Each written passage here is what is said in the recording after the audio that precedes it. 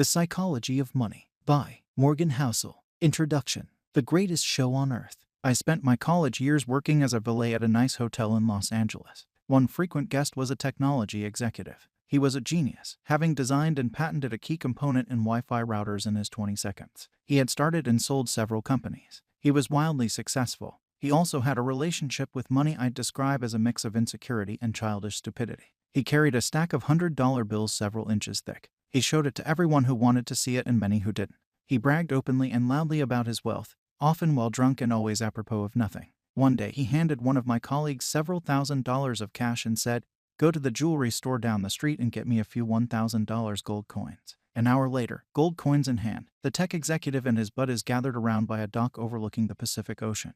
They then proceeded to throw the coins into the sea, skipping them like rocks, cackling as they argued whose went furthest. Just for fun. Days later he shattered a lamp in the hotel's restaurant. A manager told him it was a $500 lamp and he'd have to replace it.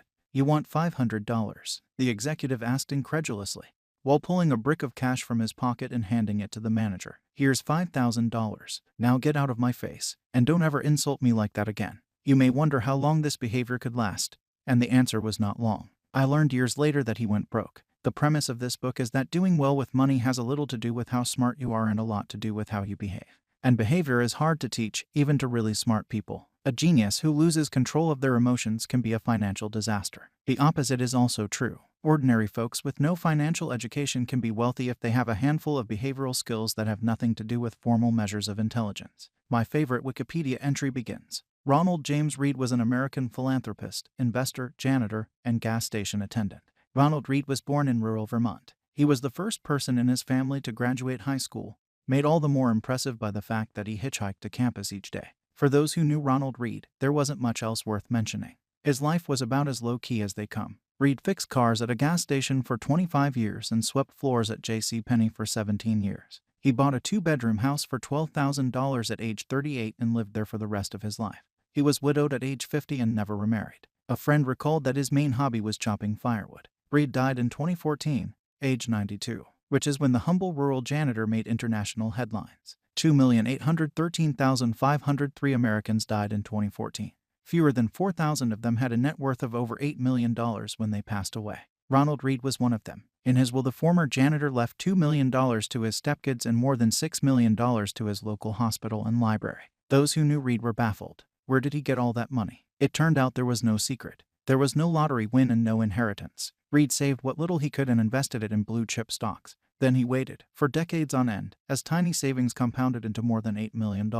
That's it. From janitor to philanthropist. A few months before Ronald Read died, another man named Richard was in the news. Richard Fuscone was everything Ronald Read was not. A Harvard-educated Merrill Lynch executive with an MBA, Fuscone had such a successful career in finance that he retired in his 40 seconds to become a philanthropist. Former Merrill CEO David Kamansky praised Fuscone's business savvy, leadership skills, sound judgment, and personal integrity. One Crain's Business magazine once included him in a 40 under 40 list of successful business people. But then, like the gold coin skipping tech executive, everything fell apart. In the mid-2000s, Fuscone borrowed heavily to expand an 18,000 square foot home in Greenwich, Connecticut that had 11 bathrooms, 2 elevators, 2 pools, 7 garages, and cost more than $90,000 a month to maintain.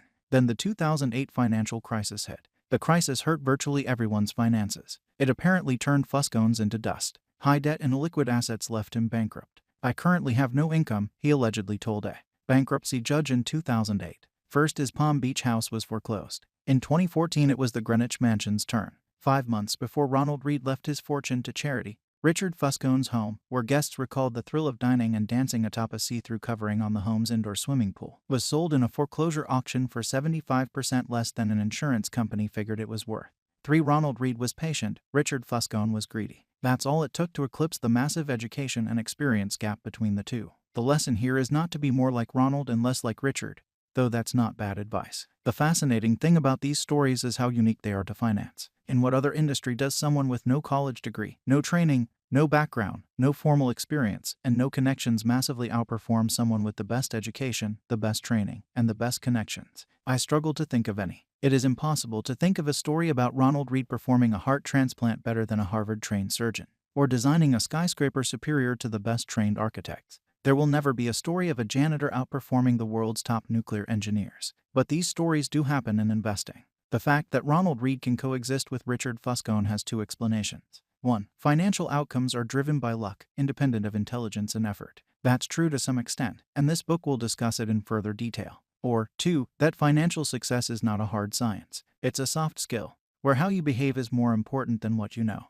I call this soft skill the psychology of money. The aim of this book is to use short stories to convince you that soft skills are more important than the technical side of money. I'll do this in a way that will help everyone, from Read to Fuscone and everyone in between, make better financial decisions. These soft skills are, I've come to realize, greatly underappreciated. Finance is overwhelmingly taught as a math-based field, where you put data into a formula and the formula tells you what to do, and it's assumed that you'll just go do it.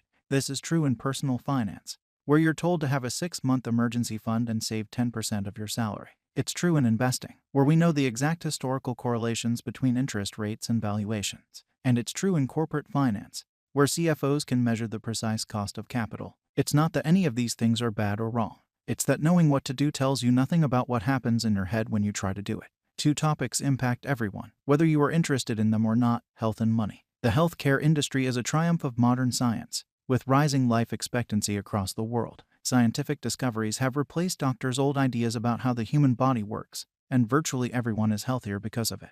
The money industry, investing, personal finance, business planning is another story. Finance has scooped up the smartest minds coming from top universities over the last 2 decades. Financial engineering was the most popular major in Princeton's School of Engineering a decade ago. Is there any evidence it has made us better investors? I have seen none. Through collective trial and error over the years, we learned how to become better farmers, skilled plumbers, and advanced chemists. But has trial and error taught us to become better with our personal finances? Are we less likely to bury ourselves in debt, more likely to save for a rainy day, prepare for retirement, have realistic views about what money does and doesn't do to our happiness? I've seen no compelling evidence. Most of the reason why, I believe, is that we think about and are taught about money in ways that are too much like physics with rules and laws and not enough like psychology with emotions and nuance. And that, to me, is as fascinating as it is important. Money is everywhere. It affects all of us and confuses most of us. Everyone thinks about it a little differently. It offers lessons on things that apply to many areas of life, like risk, confidence, and happiness. Few topics offer a more powerful magnifying glass that helps explain why people behave the way they do than money. It is one of the greatest shows on earth. My own appreciation for the psychology of money is shaped by more than a decade of writing on the topic. I began writing about finance in early 2008. It was the dawn of a financial crisis and the worst recession in 80 years. To write about what was happening, I wanted to figure out what was happening. But the first thing I learned after the financial crisis was that no one could accurately explain what happened or why it happened, let alone what should be done about it. For every good explanation, there was an equally convincing rebuttal. Engineers can determine the cause of a bridge collapse because there's agreement that if a certain amount of force is applied to a certain area, that area will break. Physics isn't controversial. It's guided by laws. Finance is different. It's guided by people's behaviors. And how I behave might make sense to me but look crazy to you. The more I studied and wrote about the financial crisis, the more I realized that you could understand it better through the lenses of psychology and history, not finance. To grasp why people bury themselves in debt, you don't need to study interest rates. You need to study the history of greed, insecurity, and optimism. To get why investors sell out at the bottom of a bear market, you don't need to study the math of expected future returns. You need to think about the agony of looking at your family and wondering if your investments are imperiling their future. I love Voltaire's observation that history never repeats itself. Man always does. It applies so well to how we behave with money. In 2018, I wrote a report outlining 20 of the most important flaws, biases, and causes of bad behavior I've seen affect people when dealing with money. It was called The Psychology of Money, and over 1 million people have read it. This book is a deeper dive into the topic. Some short passages from the report appear unaltered in this book. What you're holding is 20 chapters, each describing what I consider to be the most important and often counterintuitive features of the psychology of money. The chapters revolve around a common theme, but exist on their own and can be read independently. It's not a long book. You're welcome. Most readers don't finish the books they begin because most single topics don't require 300 pages of explanation. I'd rather make 20 short points you finish than one long one you give up on. On Chapter 1, No One's Crazy. Let me tell you about a problem. It might make you feel better about what you do with your money, and less judgmental about what other people do with theirs. People do some crazy things with money. But no one is crazy. Here's the thing. People from different generations, raised by different parents who earned different incomes and held different values in different parts of the world, born into different economies, experiencing different job markets with different incentives and different degrees of luck, learn very different lessons. Everyone has their own unique experience with how the world works, and what you've experienced is more compelling than what you learned secondhand. So all of us, you, me, everyone, go through life anchored to a set of views about how money works that vary wildly from person to person. What seems crazy to you might make sense to me. The person who grew up in poverty thinks about risk and reward in ways the child of a wealthy banker cannot fathom if he tried. The person who grew up when inflation was high experienced something the person who grew up with stable prices never had to. The stockbroker who lost everything during the Great Depression experienced something the tech worker basking in the glory of the late 1990s can't imagine. The Australian who hasn't seen a recession in 30 years has experienced something no American ever has. On and on. The list of experiences is endless. You know stuff about money that I don't, and vice versa. You go through life with different beliefs, goals, and forecasts than I do. That's not because one of us is smarter than the other, or has better information. It's because we've had different lives shaped by different and equally persuasive experiences. Your personal experiences with money make up maybe 0.000000001% of what's happened in the world, but maybe 80% of how you think the world works. So equally smart people can disagree about how and why recessions happen, how you should invest your money, what you should prioritize, how much risk you should take, and so on. In his book on 1930s America, Frederick Lewis Allen wrote that the Great Depression marked millions of Americans, inwardly, for the rest of their lives. But there was a range of experiences. 25 years later, as he was running for president, John F. Kennedy was asked by a reporter what he remembered from the Depression. He remarked, "I have no first-hand knowledge of the Depression. My family had one of the great fortunes of the world and it was worth more than ever then. We had bigger houses, more servants, we traveled more. About the only thing that I saw directly was when my father hired some extra gardeners just to give them a job so they could eat. I really did not learn about the Depression until I read about it at Harvard." This was a major point in the 1960 election. How, people thought, could someone with no understanding of the biggest economic story of the last generation be put in charge of the economy? It was, in many ways, overcome only by JFK's experience in World War II. That was the other most widespread emotional experience of the previous generation, and something his primary opponent, Hubert Humphrey, didn't have. The challenge for us is that no amount of studying or open-mindedness can genuinely recreate the power of fear and uncertainty. I can read about what it was like to lose everything during the Great Depression, but I don't have the emotional scars of those who actually experienced it. And the person who lived through it can't fathom why someone like me could come across as complacent about things like owning stocks. We see the world through a different lens. Spreadsheets can model the historic frequency of big stock market declines, but they can't model the feeling of coming home, looking at your kids and wondering if you've made a mistake that will impact their lives. Studying history makes you feel like you understand something, but until you've lived through it and personally felt its consequences, you may not understand it enough to change your behavior. We all think we know how the world works, but we've all only experienced a tiny sliver of it. As investor Michael Batnick says, some lessons have to be experienced before they can be understood. We are all victims, in different ways, to that truth. In 2006, economists Ulrich Malmander and Stefan Nagel from the National Bureau of Economic Research dug through 50 years of the Survey of Consumer Finances, a detailed look at what Americans do with their money. For in theory, people should make investment decisions based on their goals and the characteristics of the investment options available to them at the time. But that's not what people do. The economists found that people's lifetime investment decisions are heavily anchored to the experiences those investors had in their own generation, especially experiences early in their adult life.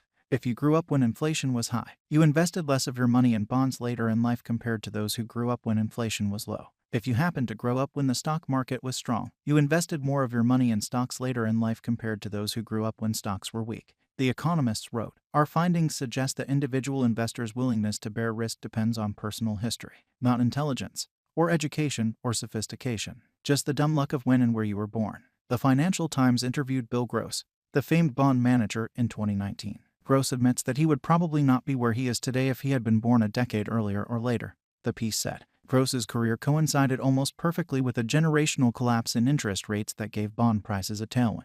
That kind of thing doesn't just affect the opportunities you come across, it affects what you think about those opportunities when they're presented to you. To Gross, bonds were wealth-generating machines. To his father's generation, who grew up with and endured higher inflation, they might be seen as wealth incinerators. The differences in how people have experienced money are not small, even among those you might think are pretty similar. The economists found that people's lifetime investment decisions are heavily anchored to the experiences those investors had in their own generation, especially experiences early in their adult life. If you grew up when inflation was high, you invested less of your money in bonds later in life compared to those who grew up when inflation was low. If you happened to grow up when the stock market was strong, you invested more of your money in stocks later in life compared to those who grew up when stocks were weak. The economists wrote, "Our findings suggest that individual investors' willingness to bear risk depends on personal history, not intelligence, or education, or sophistication. Just the dumb luck of when and where you were born." The Financial Times interviewed Bill Gross, the famed bond manager, in 2019. Gross admits that he would probably not be where he is today if he had been born a decade earlier or later, the piece said. Gross's career coincided almost perfectly with a generational collapse in interest rates that gave bond prices a tailwind. That kind of thing doesn't just affect the opportunities you come across, it affects what you think about those opportunities when they're presented to you. To Gross, bonds were wealth-generating machines. To his father's generation, who grew up with and endured higher inflation, they might be seen as wealth incinerators. The differences in how people have experienced money are not small, even among those you might think are pretty similar. Or inflation. If you were born in 1960s America, inflation during your teens and 20s, your young, impressionable years when you're developing a base of knowledge about how the economy works, sent prices up more than threefold. That's a lot. You remember gas lines and getting paychecks that stretched noticeably less far than the ones before them. But if you were born in 1990, inflation has been so low for your whole life that it's probably never crossed your mind. America's nationwide unemployment in November 2009 was around 10%. But the unemployment rate for African American males aged 16 to 19 without a high school diploma was 49%. For Caucasian females over age 45 with a college degree, it was 4%. Local stock markets in Germany and Japan were wiped out during World War II. Entire regions were bombed out. At the end of the war, German farms only produced enough food to provide the country's citizens with 1 calories a day. Compare that to the US, where the stock market more than doubled from 1941 through the end of 1945. And the economy was the strongest it had been in almost 2 decades. No one should expect members of these groups to go through the rest of their lives thinking the same thing about inflation, or the stock market, or unemployment, or money in general. No one should expect them to respond to financial information the same way. No one should assume they are influenced by the same incentives. No one should expect them to trust the same sources of advice. No one should expect them to agree on what matters, what's worth it, what's likely to happen next, and what the best path forward is. Their view of money was formed in different worlds. And when that's the case, a view about money that one group of people thinks is outrageous can make perfect sense to another. A few years ago, the New York Times did a story on the working conditions of Foxconn, the massive Taiwanese electronics manufacturer. The conditions are often atrocious. Readers were rightly upset. But a fascinating response to the story came from the nephew of a Chinese worker, who wrote in the comments section, "My aunt worked several years in what Americans call sweatshops. It was hard work, long hours, small wage, poor working conditions. Do you know what my aunt did before she worked in one of these factories? She was a prostitute. The idea of working in a sweatshop compared to that old lifestyle is an improvement, in my opinion. I know that my aunt would rather be exploited by an evil capitalist boss for a couple of dollars than have her body be exploited by several men for pennies. That is why I am upset by many Americans thinking we do not have the same opportunities as the West. Our governmental infrastructure is different. The country is different. Yes, factory is hard labor. Could it be better? Yes, but only when you compare such to American jobs. I don't know what to make of this. Part of me wants to argue, fiercely. Part of me wants to understand. But mostly it's an example of how different experiences can lead to vastly different views within topics that one side intuitively thinks should be black and white. Every decision people make with money is justified by taking the information they have at the moment and plugging it into their unique mental model of how the world works. Those people can be misinformed. They can have incomplete information. They can be bad at math. They can be persuaded by rotten marketing. They can have no idea what they're doing. They can misjudge the consequences of their actions. Oh, can they ever? But every financial decision a person makes sense to them in that moment and checks the boxes they need to check. They tell themselves a story about what they're doing and why they're doing it. And that story has been shaped by their own unique experiences. Take a simple example, lottery tickets. Americans spend more on them than movies, video games, music, sporting events, and books combined. And who buys them? Mostly poor people. The lowest income households in the U.S. on average spend $412 a year on lotto tickets, 4 times the amount of those in the highest income groups. 40% of Americans cannot come up with $400 in an emergency. Which is to say, those buying $400 in lottery tickets are by and large the same people who say they couldn't come up with $400 in an emergency. They are blowing their safety nets on something with a 1 in millions chance of hitting it big. That seems crazy to me. It probably seems crazy to you, too. But I'm not in the lowest income group. You're likely not, either. So it's hard for many of us to intuitively grasp the subconscious reasoning of low-income lottery ticket buyers. But strain a little, and you can imagine it going something like this. We live paycheck to paycheck and saving seems out of reach. Our prospects for much higher wages seem out of reach. We can't afford nice vacations, new cars, health insurance, or homes in safe neighborhoods. We can't put our kids through college without crippling debt. Much of the stuff you people who read finance books either have now or have a good chance of getting. We don't. Buying a lottery ticket is the only time in our lives we can hold a tangible dream of getting the good stuff that you already have and take for granted. We are paying for a dream, and you may not understand that because you are already living a dream. That's why we buy more tickets than you do. You don't have to agree with this reasoning. Buying lotto tickets when you're broke is still a bad idea, but I can kind of understand why lotto ticket sales persist. And that idea, what you're doing seems crazy, but I kind of understand why you're doing it, uncovers the root of many of our financial decisions. Few people make financial decisions purely with a spreadsheet. They make them at the dinner table or in a company meeting, places where personal history, your own unique view of the world, ego, pride, marketing, and odd incentives are scrambled together into a narrative that works for you. Another important point that helps explain why money decisions are so difficult and why there is so much misbehavior is to recognize how new this topic is. Money has been around a long time. King Aliats of Lydia, now part of Turkey, is thought to have created the first official currency in 600 BC, but the modern foundation of money decisions, saving and investing, is based around concepts that are practically infants. Take retirement. At the end of 2018, there was $27 trillion in U.S. retirement accounts, making it the main driver of the common investor's saving and investing decisions. But the entire concept of being entitled to retirement is, at most, 2 generations old. Before World War II, most Americans worked until they died. That was the expectation and the reality. The labor force participation rate of men aged 65 and over was above 50% until the 1940s. Social Security aimed to change this, but its initial benefits were nothing close to a proper pension. When Ida Mae Fuller cashed the first Social Security check in 1940, it was for $22.54 or $416 adjusted for inflation.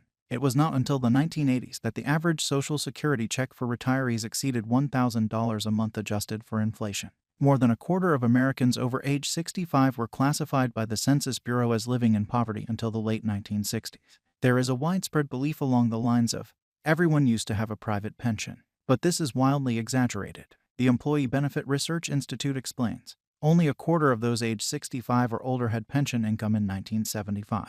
Among that lucky minority, only 15% of household income came from a pension.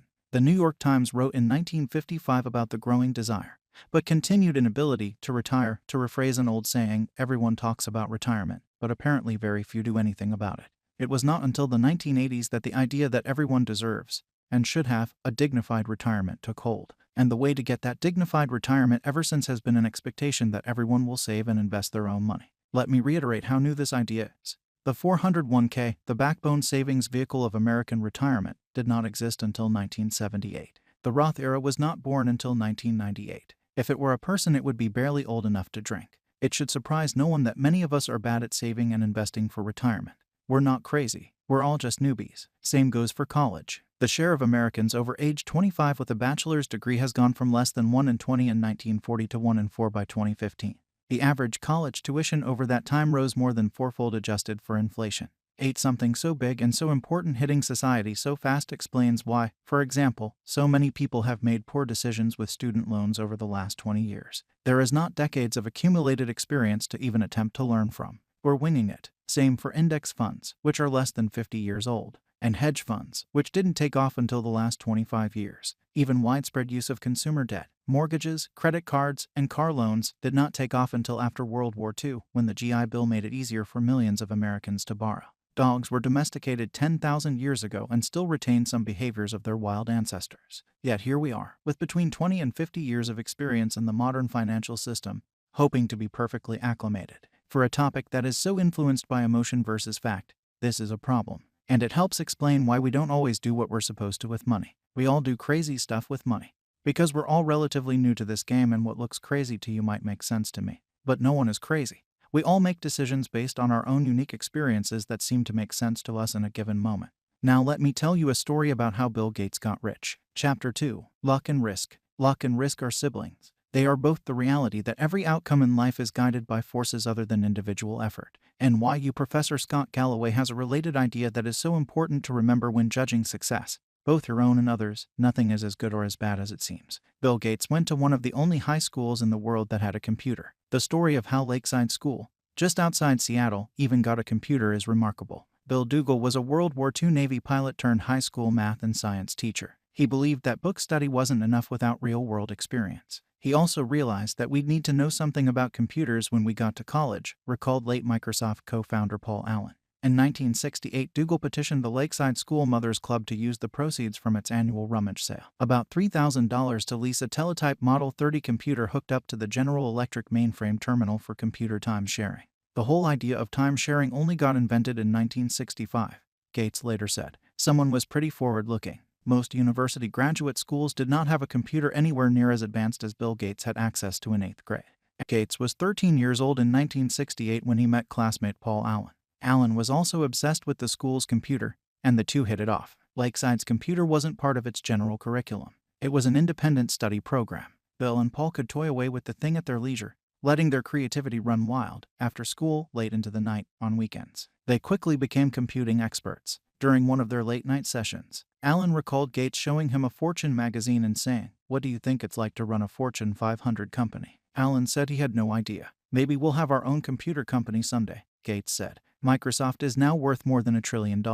A little quick math. In 1968, there were roughly 303 million high school-age people in the world, according to the UN. About 18 million of them lived in the United States. About 270,000 of them lived in Washington state. A little over 100,000 of them lived in the Seattle area. And only about 300 of them attended Lakeside School. Start with 303 million, end with 300. 1 in a million high school-age students attended the high school that had the combination of cash and foresight to buy a computer. Bill Gates happened to be one of them. Gates is not shy about what this meant. If there had been no Lakeside, there would have been no Microsoft, he told the school's graduating class in 2005.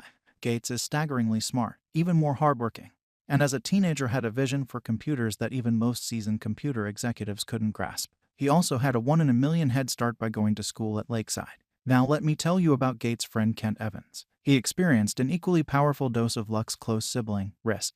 Bill Gates and Paul Allen became household names thanks to Microsoft's success. But back at Lakeside there was a third member of this gang of high school computer prodigies. Kent Evans and Bill Gates became best friends in 8th grade. Evans was, by Gates' own account, the best student in the class. The two talked on the phone ridiculous amounts, Gates recalls in the documentary Inside Bill's Brain. "I still know Kent's phone number," he says, 525-7851. Evans was as skilled with computers as Gates and Allen. Lakeside once struggled to manually put together the school's class schedule. A maze of complexity to get hundreds of students the classes they need at times that don't conflict with other courses. The school tasked Bill and Kent, children, by any measure, to build a computer program to solve the problem. It worked, and unlike Paul Allen, Kent shared Bill's business mind and endless ambition. Kent always had the big briefcase, like a lawyer's briefcase, Gates recalls. "We were always scheming about what we'd be doing 5 or 6 years in the future. Should we go be CEOs? What kind of impact could you have? Should we go be generals? Should we go be ambassadors?" Whatever it was, Bill and Kent knew they'd do it together. After reminiscing on his friendship with Kent, Gates trails off. "We would have kept working together. I'm sure we would have gone to college together." Kent could have been a founding partner of Microsoft with Gates and Allen. But it would never happen. Kent died in a mountaineering accident before he graduated high school. Every year there are around 36 mountaineering deaths in the United States. The odds of being killed on a mountain in high school are roughly 1 in a million. Bill Gates experienced 1 in a million luck by ending up at Lakeside. Kent Evans experienced 1 in a million risk by never getting to finish what he and Gates set out to achieve. The same force, the same magnitude, working in opposite directions. Luck and risk are both the reality that every outcome in life is guided by forces other than individual effort. They are so similar that you can't believe in one without equally respecting the other. They both happen because the world is too complex to allow 100% of your actions to dictate 100% of your outcomes. They are driven by the same thing. You are one person in a game with 7 billion other people and infinite moving parts. The accidental impact of actions outside of your control can be more consequential than the ones you consciously take. But both are so hard to measure and hard to accept that they too often go overlooked. For every Bill Gates there is a Kent Evans who was just as skilled and driven but ended up on the other side of life roulette. If you give luck and risk their proper respect, you realize that when judging people's financial success, both your own and others, it's never as good or as bad as it seems. Years ago I asked economist Robert Shiller, who won the Nobel Prize in economics, "What do you want to know about investing that we can't know?" "The exact role of luck in successful outcomes," he answered. I love that response, because no one actually thinks luck doesn't play a role in financial success. But since it's hard to quantify luck and rude to suggest people's success is owed to it, the default stance is often to implicitly ignore luck as a factor of success.